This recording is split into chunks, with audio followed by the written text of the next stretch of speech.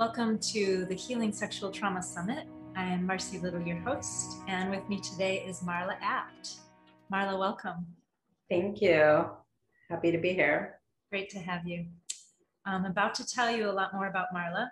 And before I do that, I'd like us to do what we usually do at the start of these interviews. And if you've been watching, you're accustomed to it, but it's a good thing to do each time. So we're going to take a moment to just sort of get present and get centered in our bodies. And it's the kind of thing that you do at the start of every yoga class, right, Marla? Yes. Yeah, we settle, you know, we're busy people. There's a lot going on. So by taking a moment to just settle, it allows us to be more present to all the wisdom and the teachings and the skills that Marla will bring in just a few moments. So please take a moment to notice where you are. I feel inspired to just take a deeper breath, but you don't have to. And sometimes it's nice to even just make a little sound on the exhale, depending upon what you might be carrying in your heart or just what's going on in your life inside or outside. And if you feel like closing your eyes, you can. And notice that you're in a body and that your body is someplace in space right now, wherever you are. You can notice the sensation of contact with your body on whatever it's sitting or lying on. And perhaps the sensation of your feet in contact with the floor. And you may want to just bring awareness to the natural rise and fall of the chest or the rib cage as you breathe, or even the sensation at the end of the nose.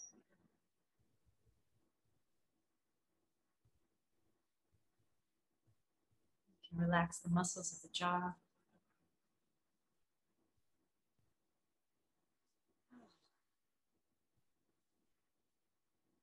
Good. And when you're ready, you can feel free to open your eyes. And I want to invite viewers to continue to be paying attention to what's going on for you in your body in this space. And if you notice yourself starting to feel overwhelmed in any way, or tight in the body, or antsy, or like you need to move, then just pause the video, get up, take care of yourselves, move around, shake it out, drink some water, pet your dog, you know, whatever you need to. And then you can come back when you're ready. And that's always the invitation. This whole video is an invitation. So there it is. Okay, so Marla Apt. So glad to have you. Marla is a senior level certified Iyengar yoga teacher with over 25 years of experience teaching throughout the United States and abroad.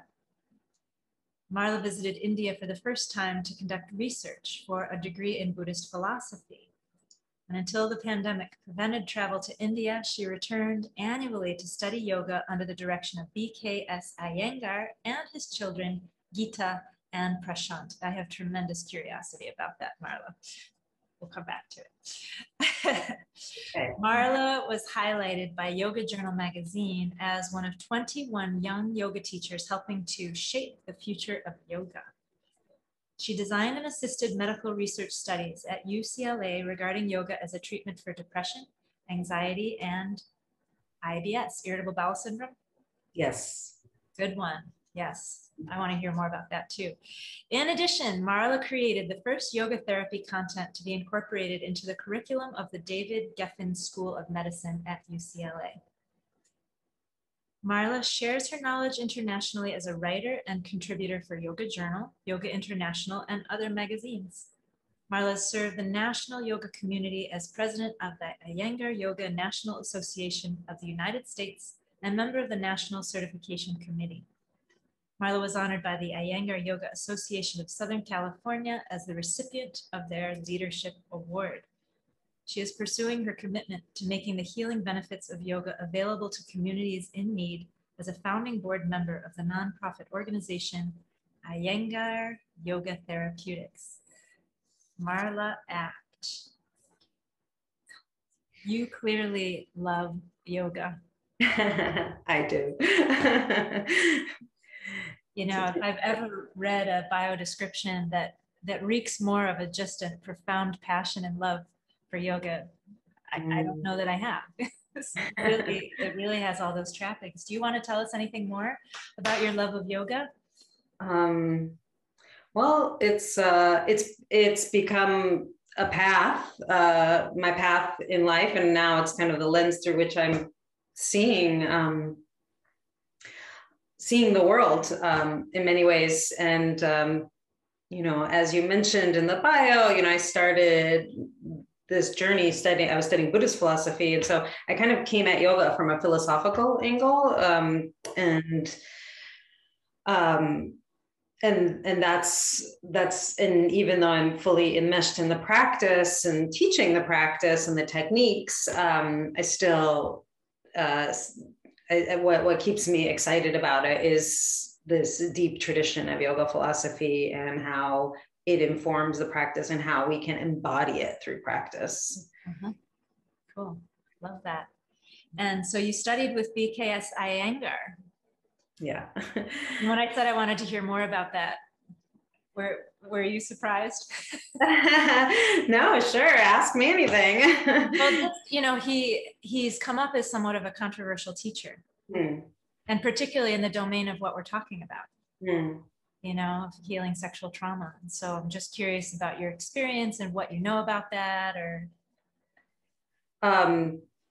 Yeah, well, first of all, my interest in yoga therapy grew from working with him, because that was a huge part of what he did. And that was one of the reasons why I thought, I need to go to India to study, because he was basically just teaching that through a kind of mentorship in his yoga therapy classes. And so he was a very intense teacher, demanded complete a presence and attention and absorption in the subject from his students that wanted to study with him directly. And I think I encountered him at a stage in his life where, or the encounter that I had with him was nothing but compassion. I mean, it was intense, but also with this kind of love. Like you say, we say yoga is important to me, but nothing compared to this man who lived and breathed yoga. I mean, it was his entire life, all day long, practicing all day, teaching, studying, and then he said, well, my hobby is also yoga. So, in his free time, he was reading and reading. But so he was pretty enmeshed in it and took it very seriously and kind of demanded that of the people in his presence who really wanted to go down that path. But I also got to learn and see him working with trauma and working with, in his therapy work, working with people who had been traumatized and how he handled that, and saw that he had a different approach for every person. In fact, he had what they called a medical class. It was a therapy class, and students with all kinds of conditions, and some of them were emotional, and some of them were physiological conditions, and everybody was doing something different. And he had a completely, not just different sequences for each person, but a completely different manner, approach, flavor to the practice. And so there's a lot of nuance in it in Iyengar Yoga that I think is pretty difficult to just see from like one glance at it. Yeah. So in terms of the sexual trauma, as I said, I saw him working with people who are clearly working with addressing trauma. As you mentioned, I did those studies on yoga for depression and yoga for anxiety, and all of that was based on his work. And he guided me in that. And he had a very specific approach to that. And it was definitely different than the approach that he was working with somebody, for example, who had depression, because even though depression might be a response to trauma, that's a different, he was working with different symptoms, or somebody who was a heart patient, or somebody who's just a teacher in training wanting to kind of advance themselves in the subject of yoga. So I think that this, what a lot of what we have seen of BKS Iyengar and experience of his intensity and his this kind of, you know, they used to say he was like, when he walked into the room, it was like this lion's roar, like he really, you know, brought everybody to attention. That wasn't his approach to working in every situation. That certainly wasn't his approach to working with students who are dealing with trauma. So again, there's a whole spectrum there. And I hear you. So yeah. he was like, he was all of it. He was, yeah. He was. He was a complex character, and you know, also a person who came out of a certain time and place, in colonial India, and a different education system. And so, you know, there's also all the cultural context of his teaching that's different than the actual content of the teaching. So. Right. Well, thanks for sharing that and answering my question so beautifully. Let's come back right to you, Marla. And I'm going to ask you the question I ask everybody, which is, what made you want to be part of the Healing Sexual Trauma Summit? Well, first of all, just my own personal interest, because for myself, yoga has been healing from my own personal traumas and sexual trauma. And I think it's a powerful tool. There are many powerful tools for healing, and yoga is the one that I happen to be familiar with and the one that I've been working with. And I've become more and more inspired by its practical, the practical applications of yoga. And so I guess I feel passionate about sharing that with people who are on a path of healing, just looking for tools to help them in their journey. And, you know, several of those tools you already started us with in the very beginning, which are like yogic concepts and yogic practices. And they're very powerful. They're very profound. And so, you know, seeing that you're doing this work, of course, I want to support that. I think it's, this is a topic that's vast and affects a huge portion of our population, you know, probably completely undercounted portion of our population. So, yeah. And also, you know, acknowledging that, you know, we're seeing sexual trauma unfold in front of us in so many fields, including healing professions. And so I think that it's, you know, it's important to discuss, you know, as healing practitioners, as yoga practitioners, as yoga teachers, to be aware of our role and how students are being impacted. And so I'm also interested in that from a teacher training standpoint, helping teachers to become more aware. Right, right. Yeah, because you teach, one of the things that you teach is trauma-informed yoga, is that right? Yeah, I don't call it that, but I do teach, you know, teach working how to work with trauma. And as you mentioned, this nonprofit organization that I help form, you know, some of the work we do is working in underserved communities, and a lot of the communities that we've worked with have been largely groups of people who have experienced trauma, and many of them, especially some of the youth communities, who have experienced sexual trauma. And so just helping our teachers in those contexts, how can they best serve those communities and helping people. And so, you know, that's where it kind of began with, you know, help with being trauma informed in those settings. And then, you know, when we take a zoom out, we see that, you know, most people have been victims of trauma. So yeah, it was really interesting. I was interviewing Dr. Betty Martin yesterday, and perhaps listeners have already watched her interview, so this will be familiar. But it was so interesting, as she said, you know, basically as a baby, we're always receiving unwanted touch. We receive wanted touch, but we're also receiving unwanted touch, and we don't have a choice. I had never thought of it that way. It can be so simple, so basic. Just getting your diaper changed in the way that you're getting your diaper changed, or having the bottle put in your mouth, or, so it's fascinating to me, and how on all levels we can constantly be impacted by life, really. So.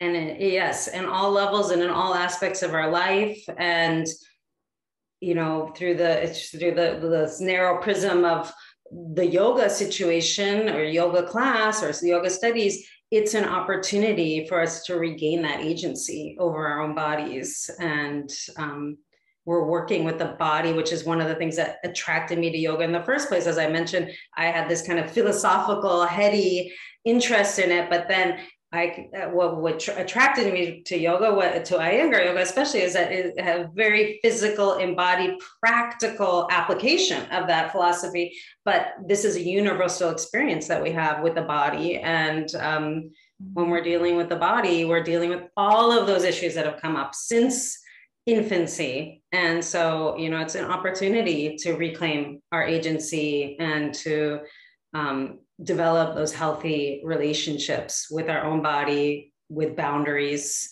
and touch, because there is touch involved. Yeah, great. So one of the things we were going to maybe talk about today, but I don't want to transition too abruptly, but how does it feel to talk about how yoga changes our relationship to time and transforms our responses? I'm very curious about that.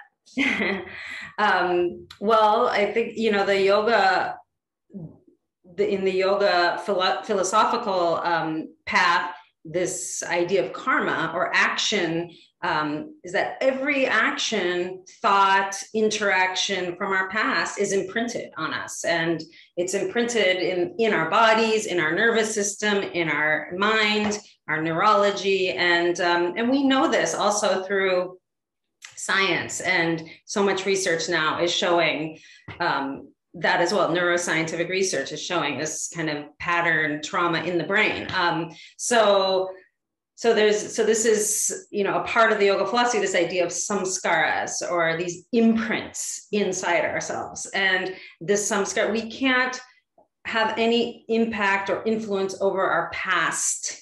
Samskaras are all these imprints that are arising in this moment. Things can arise, emotional responses that I don't understand because they have a history to them. They've occurred in the past, but they're only manifesting right now. And so, in the Patanjali Yoga Sutras, Patanjali says, well, we can't influence our past. Even the present, what's erupting in the present is being colored by the past, but we can influence the future. He says, Payam dukkam anagatam. So through yoga, future suffering can be avoided. So through our present actions, we can change those karmic patterns. We can actually change those samskaras that are imprinted in us and develop positive samskaras. People talk about good karma, bad karma. It's not really like there's a label to either thing, but we have, we can develop these positive imprints. And so in terms of our relationship to time, oftentimes our current moment, this present moment experience is really a past experience that's arising. And so to be able to, first of all, stop time and to stop that past, the getting sucked into the past, but just to be present and to see, okay, this actually is a current from my past, to actually start to see, to step back from ourselves, to have self-awareness, self-consciousness, and to have presence of mind. So yoga, it's kind of this, people say, well, yoga is about living in the present moment. Well, it really is. And this present moment involves the past. So acknowledging, but also being safe within this present moment, because sometimes those past experiences are quite painful. And so how are we going to settle with those past experiences without running to these, what are called afflictions, like running away from it, which is dvesha or aversion, or craving certain addictions, which is raga. So those would be kind of responses that we could have to this past erupting in the present moment. So yoga gives us these tools to how can we respond differently, not responding with that kind of afflicted mind state, but of responding by, first of all, just stopping, pausing, and just being aware. And so, and then once we've gone through that, then to develop these positive samskars, these positive imprints that will impact and shape our future. Yeah. So I think of that, when I hear this samskars, this is about trauma, because trauma, as we know, is not is not the experience that was in the past, but it's how that's embedded in me today, and my response to that. I've heard it often talked about as that trauma tends to live outside of time. It stays present. Yeah. Trauma lives always in the present. And so what I hear you saying is, it's like the practice of yoga helps us to become more present in the present, so that we can see what's here and deal with it, really. Yeah. Maybe root out or shift or transform, and that it's this practice of self-knowledge. And the more we practice that self-knowledge, the faster it comes.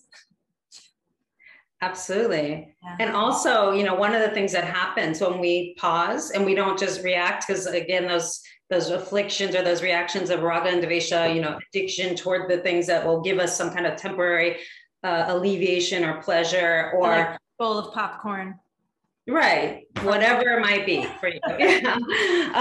Just, some pathway away from this, this painful moment, the presence, or the devesha, the running away from. Those two extremes, or fear is another one of those afflictions this is from the Yoga Sutras that's being listed. But when we can be present to something painful, even, we can see that it transforms. And that's the hardest thing, is to just, can I be with this long enough to see that it transforms? Also, the pleasurable things, they also transform. I mean, this is the fleeting nature of reality, is everything changes. So if we try to hold on to things, of course, they just slide through our hands. But that's a positive thing when you're dealing with pain. So normally, like in our yoga practice, we don't just tack the most heavy, intense things. We start with things that are really mild and things that we can sit with. Maybe it's just a little stretch, and I feel the certain intensity level of that stretch, hopefully not the maximum number 10 level out of 1 to 10 intensity, but some intensity. And then if I can stay there long enough, and we do that, we hold asanas, we hold the poses, and then we can see that it transforms. Now, if we're being distracted and we're not paying attention to what's happening, we're just kind of moving through one thing to the next, the body position. That's exercise. But in the true yoga practice, which is a moving meditation in action, is we can actually see that unpleasantness transforms into something else. And it might stay in the realm of unpleasant, or we might transform the word pain into, it was just a sensation. And it moved from my knee to my hip to my shoulder, and then it's gone. So when you get to see that happen, it totally changes your relationship to it. Yes. It's so much of like, for example, people who have back pain, and this has been studied also in medicine, but people with back pain, if they've had an experience of back pain in the past, they've been laid out, they couldn't walk for a few weeks. The moment they get a twinge of that, 10 years later, they get a twinge of that, the fear sets in. Oh my God, I'm going to be incapacitated. So the fear takes over, and everything in the body freezes around that. And that fear actually increases the pain. So being able to be really present, what was I doing at that moment when that pain arose? Maybe there was an emotional component to it, and just seeing, I was able to, the pain subsided when I did this one thing, or I just sat with it. I sat in this pose, this yoga asana, this healing pose for 5 minutes, and the pain is no longer there. Maybe the pain returned that evening, but just knowing that there's a way out, just knowing it's temporary, this is not the permanent condition, is so freeing. So freeing. Yeah. I think of my own journey. I write about it in my memoir. I had this exposure to toxic mold that got me very sick. I used to be a language teacher, and I left teaching, and some of what you're talking about, I'm still sensitive. And so I have to do my yoga practice when I have an exposure, because my nervous system is like, I'm going to get really sick. I'm going to feel really bad. And so I have to do exactly what you're talking about. Pause, relax, check in, and let the nervous system relax again. And then often what I find is that there's grief. Something, the actual trigger was something that had a grief component for me, a deep, deep sadness that I'm still learning how to be with, you know? Yeah. So I love what you're saying. And I know it intimately, this terrain. And it's the yogic journey, and it's absolutely has the capacity to heal us so deeply. So I love it. I love what you're saying. Yeah. And to do it in controlled pieces, bite-sized pieces. It doesn't have to be, reliving the trauma and the intense grief at all times. We get to do it in this kind of laboratory of, okay, we're just going to do this asana, this pose, and then we get to explore what are the sensations, and there's an unpleasant sensation and there's a pleasant sensation, and so that becomes a laboratory. It teaches us how to watch ourselves and just to know ourselves, how to develop a more intimate relationship with ourselves. Yeah, it's like a big experiment all the time. Yeah. that you're in control of. Yeah, exactly. That's the important thing. You're in control. Yeah. Okay, so then my next question is, how does yoga address how and where trauma resides in the body? We're kind of getting close to that. We can get a little closer to it now. Yeah. So when we're present and we're observing ourselves, and that's the yoga, people think of the yoga practice about getting your foot behind your head or doing a steep back bend, but all of those are just the tools. Again, the laboratory, the experiment in which we get to now see ourselves. We get to see ourselves in different ways. And, if I'm just sitting here, I can see some things about myself, but then if I start to stretch backwards, I start to feel other things like, oh, my diaphragm is stretching and my breath is changing. So to become more intimately aware of our own selves, we know about our anatomy, we know about our physiology on an objective level, but to know ourselves subjectively. Now, in the process, we might find unique things about ourselves. We will find unique things about ourselves. And some of those will be some scars, or that word scar is in the word samskar. So there are these kind of inner scars of our past, our emotional experiences embedded in our body. And we will experience those, sometimes pleasurable, sometimes painful. And it's going to be different for everybody, but there are some commonalities. There's certain regions of the body that hold certain emotional responses. Okay, like you touched right here, like here in the heart and lung area. Yes. I mean, this area, this heart region is said to be the region that's the Anahata chakra, or the heart center chakra. And this is, connected to love and connection, feeling connection with the world around us and connected to all other beings. And just as everything is temporary, everything is fleeting is considered a truth or a reality in yoga, one of the other truths or realities is that we are all interconnected. And so much of our pain and suffering comes from and this is according to the yoga philosophy, much of our pain and suffering comes from not seeing not seeing our interconnectedness, not seeing that things are fleeting and that we can't hold on to experiences.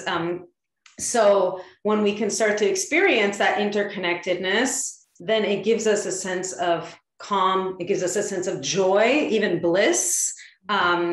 And also, feeling our place in the world, feeling safe. So opening the heart, opening the chest would definitely work on that. So if you're feeling kind of isolated and withdrawn, sunken, depressed, that would be something we would do. We would open the heart center. We would do things with supports perhaps, and we use props. So we might give a support because you might not have the internal strength. If you ever notice when your mood is low, it takes a great deal of emotional strength just to lift the chest. Even if you're this advanced practitioner of yoga, your emotional state isn't allowing that to happen. So we use props. We use props that give us that support from behind. We can stay in that open position and breathe in it. And suddenly we start to have a different experience of ourselves in the world. Oh, I can feel more connected. I can feel a little more generous, more expansive. I don't need to be in a protective, fearful pattern. I can feel open and free, but safe at the same time. So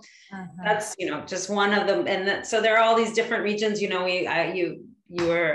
mentioned the IBS study, and of course the whole abdominal region, the digestive system, we know is connected to the brain, is considered the second brain, our gut. And so when there's emotional distress, it's oftentimes experienced there. And so even just giving space, stretching that region mildly, not so intensely that we recoil, but mildly giving support so it can relax and widen and lengthen all at the same time. That's profound. And there's a profound sense. You want to get into a twist right now. There you go. Yeah. Twist, supported, supine, back bends. These poses are so profound. And also some of those are poses we never find ourselves in daily life. Some things we do on a right, we bend forward. Even to brush my teeth, I'm bending forward. I'm driving, I'm bending forward. But bending backwards doesn't happen in daily life. So so just we're bending back into something more unknown in a way.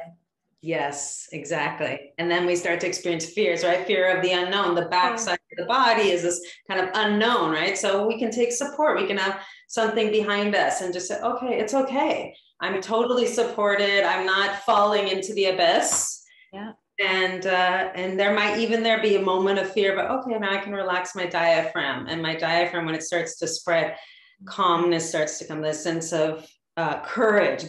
My BKS Iyengar used to say that courage rides on a horizontally expanded diaphragm and fear rides on a contracted diaphragm. So just being supported so the diaphragm can expand. And of course, we know the diaphragm governs our breath, so that'll change our breathing patterns. And when you change your breathing patterns, your mental emotional state changes. So absolutely. Anxiety creeps in just like that. Yes, it does. You can get stuck right here. Yeah. Oh, I love all of this. I'm going to ask you another question. I have to put on my glasses. Yeah. Over 50 phenomena. How can we learn healthy relationships with ourselves and others through yoga practice? So I think, some of what we've already touched on about sitting with our pleasures and our pains long enough that we can see them is one thing, to see that we can have these sensations in our body. Now, when we think about like sexual trauma, the body isn't necessarily a safe place to exist in or to feel any sensation, right? So one of the responses to trauma in general is disassociation, to exit our physical experience. And so yoga gives us also this safe space to slowly re-enter, to observe, and to observe really targeted things. So it's not just some wide open, like, what do you feel? But, in each particular pose, maybe one or two things that we're able to observe that are tangible. And then we can start, okay, we can feel first on a kind of muscular skeletal level. And then we can start to feel more internal, the organic body, the visceral body. And then we can start to experience ourselves on an energetic level, but it's all layer by layer. The internal layers, they're not internal into the sense of being inside, but they're more subtle, like the subtle body, the energetic body, even organs, the breath. These are more subtle things. We're not as in touch with them as our large muscle groups. So we can slowly start to enter those layers of ourselves and get to know ourselves intimately in that way. And in the yoga philosophy, they talk about these layers. They're called koshas, or sheaths of the body. And it starts with that outer layer. We have to start there with that outer layer, the muscles, the bones. So even just learning about how to use your arm, how to use your leg, and to be totally absorbed in it. And you get to recover your agency. It's not somebody else doing it to you, but you get to have control over. And then when we reach the innermost, the most subtle sheath is called Anandamaya Kosha, which means bliss, means that within our body, we actually have bliss. That's that's one of the sheaths of ourselves, just like the muscles and the bones. So to become friendly with ourselves is not, it's not a scary place to be. We actually get to experience this kind of unattached joy within ourselves. So to experience that, then it makes it a safer space to return to. And so I can't remember what the question was, but but you did a great job answering it. It was about learning healthy relationships with ourselves and others through our yoga practice. And you really, you started by saying, when there's sexual trauma, often the body is not a friendly place to be, and so we go out of it. But that yoga allows us to progressively, little by little, focus in on different parts of the body, and then other bodies, other more subtle bodies, and in the process we are developing this healthy relationship. Is that more or less what? Yes, thank you. Yes. That's beautiful summation. Yes, it's true. And yeah, and healthy relationship. And it gives us targeted ways to enter ourselves, to be in a relationship with our body. And then we always have the freedom in the yoga practice to, okay, that's enough. I need to step out, So again, it's this kind of laboratory. And we can also, just the power to be able to do that. So, okay, we're going to dip our toe into that. Ooh, that doesn't feel, I feel uncomfortable. Okay, we step out, and then we can go back in and step out. And so just having that taste of the safety of that and having control over our own experience, our own physical experience. Oh, and then the teacher told me, what happens if I press more into the inside edge of my hand than the outside edge? That had a profound effect on my neck and my shoulder. And the teacher helps, of course, to guide you in these observations, but you can see that you yourself are able to impact your own internal experience, and you are able to create freedom in yourselves and to create a sense of joy and bliss in yourself. So that's very empowering. And then, it makes me want to sing out, Yes. It's so true what you're saying. It's my experience, and it's the experience of my students, and it's so true. And it can be the most subtle adjustment, and all of a sudden it's like a whole field of experience opens up. Yeah. It's so beautiful. And thank you for being here. And Marla Apt, thank you for being here. Thank you. Yeah. So fun talking to you. Thank you. Super fun and super helpful.